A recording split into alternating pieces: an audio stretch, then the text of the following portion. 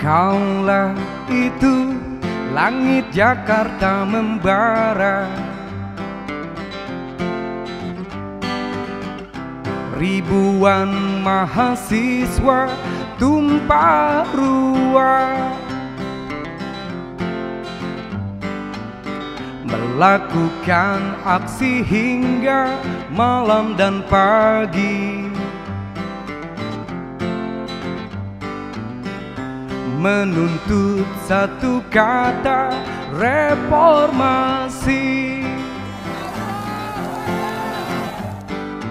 Ke gedung-gedung wakil-wakil mereka, tak kenal lelah walau tanpa senjata, hanya berbekal mimpi tentang Indonesia yang aman, adil dan sejahtera. Tapi kini reformasi telah dikhianati, demokrasi sudah mati. Wow, di gedung-gedung korupsi makin canggih, pejabat-pejabat sudah tak ada hati. Kini tiada mimpi tentang Indonesia yang aman, adil dan sejahtera. Oligarki sudah bangkit lagi, para pencoleng mulai unjuk diri. Istana jadi pusat transaksi, penguasa sudah lupa diri. Oligarki sudah bangkit lagi, para pencoleng mulai unjuk diri. Istana jadi pusat transaksi, penguasa sudah lupa diri. Reformasi dikhianati, reformasi dikhianati, dikhianati.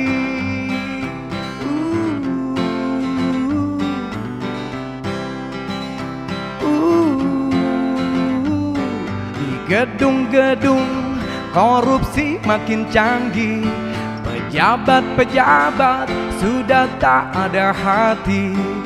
Kini tiada mimpi. Assalamualaikum warahmatullahi wabarakatuh, sobat RH sekalian. Jumpa lagi kita di channel yang keren ini, keren cadas.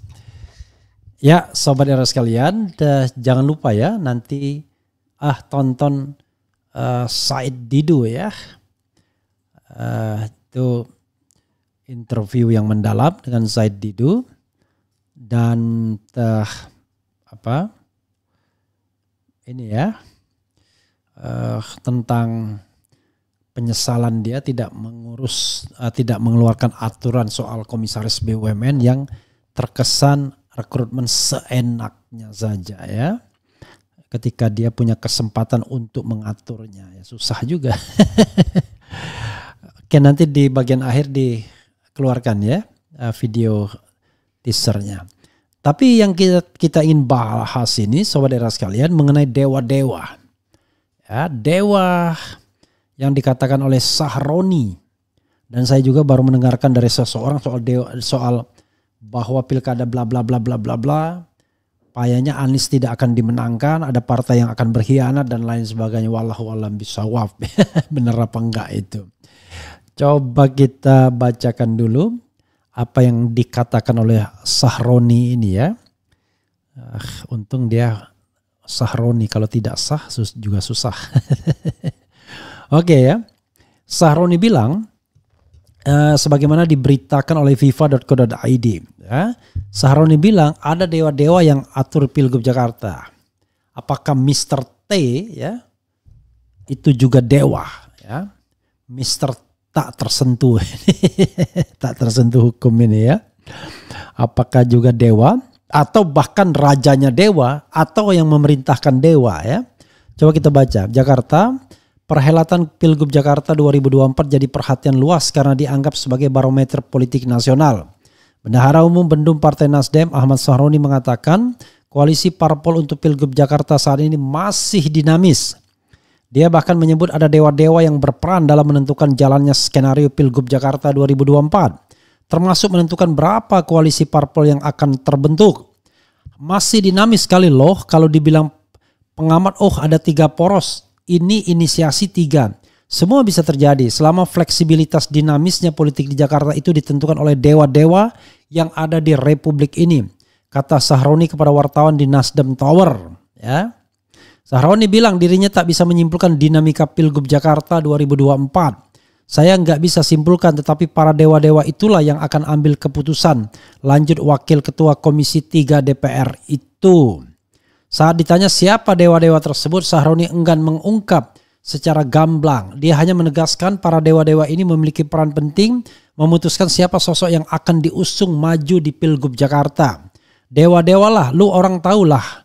Pokoknya saya sebutin dewa-dewa ini akan berfungsi untuk tentukan siapa yang akan dimajukan di Pilkada Jakarta, jelas Sahroni. Kok tiba-tiba dewa-dewa lah, lu orang tahu. Oke sobat era sekalian, kita teruskan ya. Asal jangan dewa judi, dewa mabok ya, dewa asmara ya. Untuk diketahui, Partai Nasdem menyatakan siap mengusung Anies sebagai bakal cagup di Pilgub Jakarta dalam kontestan Pilkada 2024. Nama Anies dipilih Nasdem berdasarkan hasil rapat internal yang dipimpin oleh Ketua Umum Surya Paloh. Pak Surya Paloh memimpin rapat langsung menetapkan Bapak Anies Baswedan sebagai calon gubernur DKI Jakarta dari Partai Nasdem. Ujar Sekjen Nasdem Hermawi Taslim di Nasdem Tower ya. Yang pasti dewanya bukan Hermawi Taslim. Hermawi menyampaikan penetapan Anies sebagai bakal cagup Jakarta didapat usai pengkerucutan dari 3 nama. Pun 2 kader Nasdem tersisi dari nakal cagup, kok nakal ya? Calon apa ya? Kok nakal cagup Jakarta adalah Ahmad Sahroni, Ketua DPW Nasdem Jakarta Wibi Andrino. 3 nama itu diusulkan internal Nasdem sebagai bakal cagup yang bakal diusung Nasdem. Hermawi menuturkan keputusan ini lebih cepat dibandingkan batas yang telah ditentukan. Oke. Pantas saja PKS tidak akan diambil ya. Karena PKS barangkali tidak bersahabat dengan para dewa tersebut. Mungkin ya. Oke saudara sekalian. Mudah-mudahan masih banyak yang mau bergabung ya. Karena sudah overnight right now. Belum. Ya saudara sekalian gini. Kalau Pilpres no doubt. Banyak kejanggalan yang tidak bisa kita ungkapkan. Ya. Itu Pilpres. Tapi kalau pilkada mix up perasaan ini. Mix upnya begini. Apa iya bisa ada a genuine election di Jakarta? Kalau kita lihat terpilihnya Anies Baswedan di 2017, rasanya masih ada harapan. Tetapi dengan catatan, kan yang paling consolidated dewa-dewa ini kan sejak 2019 ketika mereka bisa menentukan siapa yang menjadi pemimpin negara ini. Dewa-dewa itu menurut saya. Jadi 2017 itu barangkali tidak bisa kita jadikan lagi referensi. Hai Ges Khalifah. Engkau Khalifah. Ges Khalifah ya. Karena 2017. Sebab setelah 2017 itu ada 2019. Ada 2024. Pilpres-pilpres itu yang pemenangnya jangan-jangan ditentukan oleh para dewa-dewa. Nah karena itu untuk Pilgub 2024 kemudian kita berpikir apakah iya there will be a genuine election lagi seperti di 2017. Tapi orang mengatakan 2017 tidak genuine karena ada isu ayat dan mayat. Let's say paling tidak duit tidak menjadi determinan faktor. Itu yang jadi masalah. Paling tidak sentimen itu masih bisa digerakkan.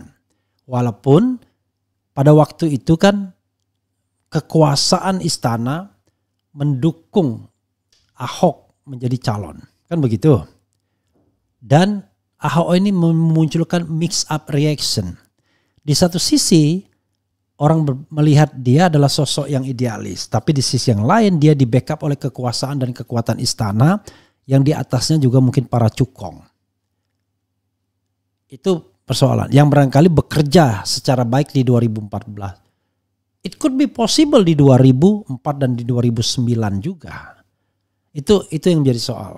Nah, sekarang ya pertanyaannya adalah kalau didasarkan pada a genuine election, maka Anies Baswedan rasanya sulit untuk dikalahkan.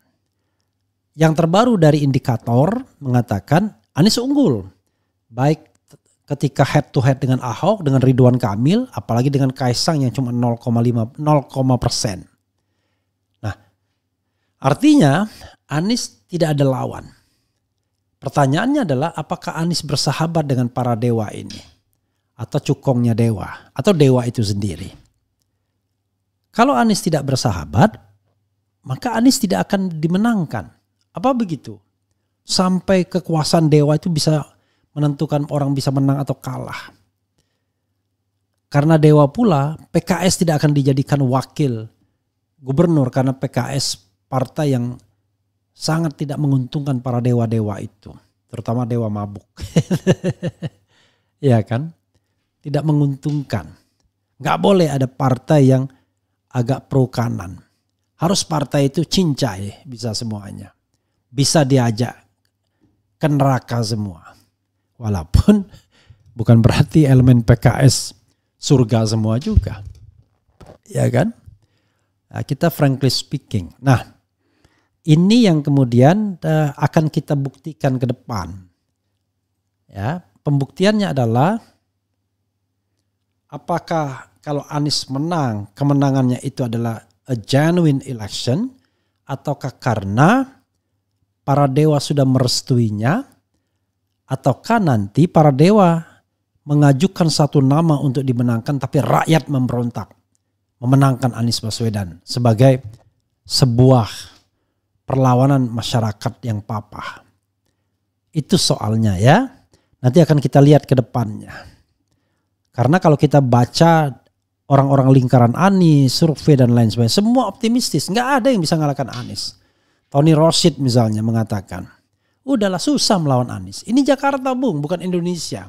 Kita bisa awasi, kita bisa adukan ke Bawaslu dan lain sebagainya. Sama seperti Ges Khalifa, optimis. Kemudian siapapun yang pendukung Anies merasa optimis. Tapi jangan lupa, Anda bisa nggak mengadukan inisial T itu ke penegak hukum. Pak, ini penegak hukum. Ini yang diomongkan Benny Ramdhani. Kalau Bapak nggak percaya, silakan Bapak periksa sendiri. Pak, ini Pak yang diomongkan Alvin Lim. Gak mungkin. Padahal semua tahu itu. Apalagi pilkada. Kalau seandainya ada upaya atau perintah untuk mengalahkan Anies Baswedan, selesai. Ya. Tidak ada yang namanya mission impossible. Adanya mission possible. Artinya kekuasaan akan digerakkan. Nah, peluang terbesarnya adalah dua hal ini. Jokowi pasti cawe-cawe. Dia pantau siapa maju di DKI, dia kata Henry Satrio ya. Dia pantau siapa yang maju di Sumut, Jawa Timur, Jawa Tengah, Jawa Barat karena dia berkepentingan. Karena dia tidak akan pernah merasa selesai. Syahwat kekuasaan itu unlimited tanpa batas, oke? Nah, tapi persoalannya adalah ketika pemilihan dijalankan, sudah bukan dia lagi presidennya. Presidennya adalah Prabowo. Pertanyaannya adalah apakah Prabowo akan menggerakkan seluruh kekuatan aparat sipil militer untuk mengalahkan Anies Baswedan? Kan ini persoalannya. Oke, dia tidak bergerak. Tapi membiarkan para dewa-dewa tadi bergerak. Para dewa mabuk bergerak. Sama aja. Jadi kalau dia memang betul-betul pemimpin yang benar, pemimpin yang betul-betul ingin memberantas korupsi, maka dia perintahkan seluruh aparat untuk bertindak jujur dan adil, untuk menyetop para dewa siapapun dia, termasuk dewa mabuk sekalipun, dewa cukong sekalipun, untuk mengganggu proses berdemokrasi yang konstitusional di Indonesia. Kita hormati siapapun yang terpilih asal prosesnya demokratis. Tapi apakah itu perintah Prabowo? Saya terus terang saja agak bingung ya. Saya ingin menghilangkan sangka saya bahwa presiden terpilih ini adalah presiden yang bisa dipercaya, bisa amanah, bisa jujur, bisa sidik, lurus. Presiden ini tablik akan menyampaikan. Presiden ini akan memberantas judi online. Presiden ini akan menegakkan hukum secara benar dan adil. Presiden ini tidak membiarkan aparat hukum bobrok dan korup. Presiden ini akan memberantas korupsi. Tapi kok belum dilantik saja sudah berbondong-bondong rekan-rekan timnya, anggota-anggota partainya dalam tanda kutip menjarah BUMN. Pusing kita. Dan sudah nitip-nitip juga atau sudah diservis oleh Jokowi dengan jabatan-jabatan minimal wakil menteri untuk keponakan dan orang dekatnya. Akhirnya tadi mau optimis, surut lagi. Jadi ini bukan soal suka tidak suka, ini soal negara yang kita bicarakan secara serius. Makanya kata Said Didu, kalau keadilan sudah tercipta di republik ini, ya orang kayak dia tidur aja di rumah. Ya kan? Tetapi kalau banyak ketidakadilan, pilihannya kan dua, diam saja atau berbicara. Kalau diam saja, Anda akan dilihat sosok yang tidak bermasalah, tidak ada masalah. Bisa berkompromi, bisa fit dengan kehidupan apapun, termasuk kehidupan yang korup. Tapi kalau Anda bersuara, Anda akan dilihat sebagai sosok yang ini sakit hati, ya kan? Ini tidak mau bekerja sama, ini pergi saja ke luar negeri, usir saja dia dan lain sebagainya. Lalu para buzzer yang bekerja. Itu soalnya ya. Oke, coba kita bacakan komentar Sobat RH terkait dengan hal ini ya. Jadi kadang-kadang orang berpikir, wah ini mau soal jabatan. No, saya udah bilang, saya tidak akan menerima jabatan apapun. Tapi pasti akan bersuara kalau seandainya negeri ini ya begini terus. Kita mau hancur, dikuasai oleh para cukong, baik cukong internasional maupun cukong lokal, ya kan? Pemilihan kita sibuk-sibuk menuliskan ayat dalam konstitusi, belajar hukum tata negara, tapi ternyata bukan itu yang menentukan seseorang terpilih atau tidak. Ya. Oke, kita bacakan ya. Yang jelas Mr. T cukong pilkada juga. Dewa juga ya. Bang Refli Harun, tolong kasih tahu penonton siapa nama lengkap inisial T itu. RH jangan nutupi dong. Saya cari di Google dan di Z belum ketemu namanya. Cari saja sendiri. Enak aja Anda ingin membuat saya dilaporkan karena memfitnah orang gimana. Saya sendiri nggak ngerti. Walaupun menduga, oh dia mungkin. Kan saya tidak tahu. Orang saya bukan penjudi. Saya tidak tahu praktik-praktik perjudian itu. Saya ngerti aja enggak. Lihat judi online aja nggak paham saya. Misalnya saya dikasih uang banyak untuk main judi online, bingung juga saya. Nah, tetapi apa iya ya dia itu sosok yang pernah disebut-sebut ya, presiden terdahulu misalnya. Ya penegak hukum lah yang harus melakukan verifikasi. Jangan sampai kemudian orang berucap, tiba-tiba yang berucap itu yang kemudian dilaporkan karena melakukan fitnah atau menyebarkan kebencian yang berbau sara. Waduh. Ya, na'udzubillah min zalik ya. Ada yang bercanda, Mr. T Mendagri Tito Karnavian. Yang jelas bukan ya. Kemudian, Pak, kenapa Jokowi dan Kapolri sangat ketakutan dengan inisial T? Orang ini bagian dari 9 naga atau jenderal? Oh, orang ini mau tahu begini. Saya mau bercerita saja one day ya. Ini cerita yang saya dapatkan di internet. One day Paus Yohanes Paulus II, tahu Anda kan, pemimpin Vatikan, pemimpin Katolik seluruh dunia. Waktu itu Paus Yohanes Paulus, jadi Paus John Paul II, the second. Paus Yohanes Paulus II itu bosan dia dengan rutinitas protokoler sehari-hari. Ketika ke New York, dia naik mobil, tentu saja dengan protokoler, dengan pengawalan, dengan driver, dengan sopir. Dia bosen, dia suruh, saya mau nyetir di New York. Dia suruh sopirnya duduk di samping dia dan dia nyetir. Karena nyetir itu, ya karena orang nggak biasa, apalagi waktu itu sudah usia lanjut. Paus Yohanes Paulus ini kalau tidak salah berasal dari Polandia, ya, termasuk yang paling lama dan paling terkenal termasuk ya. Tiba-tiba dia ya tabrak sana, tabrak sini, bikin kekacauan lalu lintas di New York yang crowded. Disetoplah dia oleh polisi New York. Tapi polisi New York tuh pucat begitu melihat ke dalam mobil tersebut. Dan akhirnya dia tidak jadi menilang mobil yang dikendarai oleh Paus Yohanes Paulus ini. Pergi. Tiba-tiba kepala kepolisian New York tahu soal itu. Lalu dia bilang, kenapa kamu kamu biarkan orang itu? Enggak kamu tilang, enggak kamu tangkap. Siapa dia? Apakah dia kepala kepolisian? Bukan, katanya. Apakah dia gubernur wali kota New York? Bukan. Apakah dia gubernur New York? New York itu ada kota dan ada wali kota. Jadi the state of New York atau New York State itu ibu kotanya Albany ya. Tapi kota New York sendiri ada. Gubernur negara bagian New York? Bukan. Presiden Amerika? Bukan. Lalu siapa dia? Saya tidak tahu kata polisi itu. Tapi siapapun dia, pasti dia orang hebat. Kenapa? Karena sopirnya saja Paus Yohanes Paulus. Jadi yang bikin dia pucat itu adalah bukan Paus Yohanes Paulusnya, tapi orang di samping Paus yang dikatakannya pasti orang hebat. Karena sopirnya saja Paus Yohanes Paulus ya. Jadi saudara sekalian, itu ya. Jadi kalau saya mau ngomong soal kenapa Jokowi dan Kapolri ketakutan dengan inisial T, barangkali ya jawabannya dengan candaan begitu. Enggak takut sih ya, enggak takut. Mungkin enggak enak sama teman, mungkin ya gitu. Ada bilang Toto ya. Bang, bahas Muhammadiyah akan kelola tambang batu bara dan nikel ya. Saya juga tidak setuju ya. Kemudian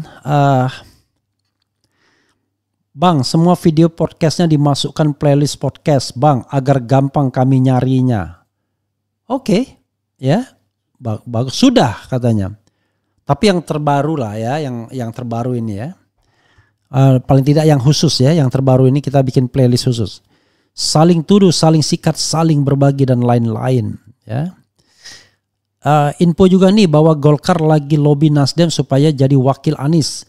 Akan ada pertemuan di Nasdem Tower ya. Membedah negara kita sudah dipimpin dan dikuasai mafia dan penjahat-penjahat. Ya jangan-jangan nanti Anies Babah Alun. Rupanya ini kompromi dengan para dewa. Karena Babah Alun perwakilan dewa. Teguh Santoso, selama pemilih rasional masih banyak di DKI, saya pikir mau kaisarnya dewa nggak mempan Pak Refli, soalnya dewa ini pun sekarang udah kehabisan amunisi setelah pemilu 2024 maksudnya. Is it? Mudah-mudahan dia ya. Bergabung aja dengan dewa setelah menang, tangkap dewa-dewa yang tujuannya untuk memperkaya diri sendiri. Ya, yang bergabung sama dewa ya sudah kan. Sudah terpilih. Kita lihat aja apakah dia mau tangkap dewa ini. Ya ini Mr. T ini berani nggak tangkapnya. Itulah dewa ya kan. Jadi udahlah saya katakan bullshit ya. Kalau orang menang dengan cara curang mau menegakkan hukum dan keadilan. Tapi kalau iya langsung saya hormat. Bila perlu menyembahnya ya. Tentu menyembah dengan hormat karena kan yang berhak disembahnya Allah Subhanahu wa taala. T donatur Pilpres Koalisi Indonesia mundur ya. Dewan Timpres ada juga inisial T kalau nggak salah. Wakakakakak ya. Imam yang baik ialah yang mereka yang benar-benar beriman, memahami ilmu dunia dan akhirat. Ya, hopefully begitu. Orang-orang jahat nggak suka pada orang-orang yang bekerja dengan jurdil, ya, karena dewa itu nggak takut dia, ya kan, dengan akhirat. Ya nggak ada istilahnya akhirat. Mr. T bosnya para dewa. Dewa ronggorong underground cawe-cawe, ya. Tetap suarakan kebenaran. Susah diatur, Pak. Salam dari Kabupaten Tangerang, Bung Refli. Oke. Ketua itu adalah orang yang beriman pada Allah Subhanahu wa taala dan Rasulnya dan bekerja dengan jurdil. Ya, orang yang terbaiklah di antara kita, ya. Bukan orang yang terburuk di antara kita. Apalagi orang yang biasa mengambil hak orang lain. Ya. Itu saja saudara sekalian. Nanti saya satu lagi yang ingin saya ungkap soal Anies unggul, ya. Setelah ini. Tetapi biarkanlah para dewa itu tidak bisa tidur nyenyak. Tapi enggak juga. Kalau semua aparat dia pegang ya nyenyak aja tidurnya. Oke. Saksikan. Jangan lupa ya. Said Didu. Ya. Wassalamualaikum warahmatullahi wabarakatuh. Keren cadas. Ciao.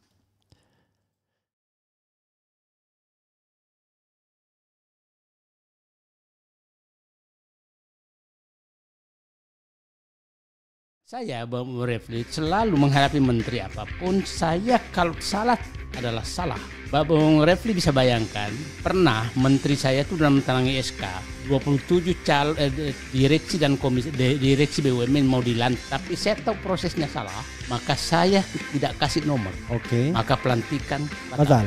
Sehingga sekarang saya ikut berdosa menempatkan komisaris semaunya menteri itu karena aturannya nggak sempat dan harusnya saya bikin. Saya sampai kepada titik tidak mau komentari lagi karena saya menganggap bahwa Menteri BUMN dan pemerintah sudah membuang ke tong sampah. Kriteria utama pengelolaan BUMN itu berbasis profesionalisme itu dibuang ke tong sampah.